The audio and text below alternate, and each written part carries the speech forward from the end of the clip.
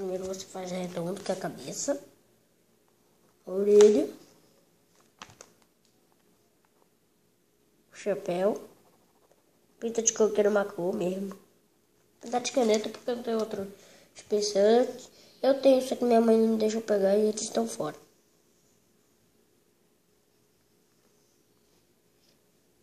O desenho é de cor raiva.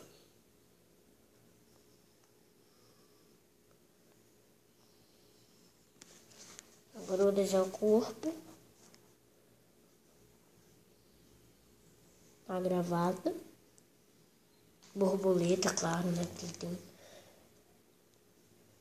Aqui eu sinto uma coisa dele. Isso aqui, isso aqui, isso aqui, isso aqui, isso aqui. A mão dele. Microfone. Você tá vendo esse barulho? Eu acho que eu tô vendo todas as coisas.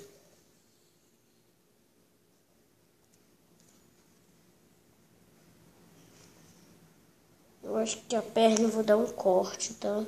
Ou não?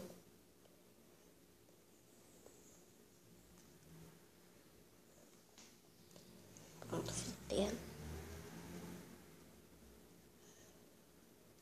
Pronto, hoje é outra perna. E só foi isso do Fred Fazbear.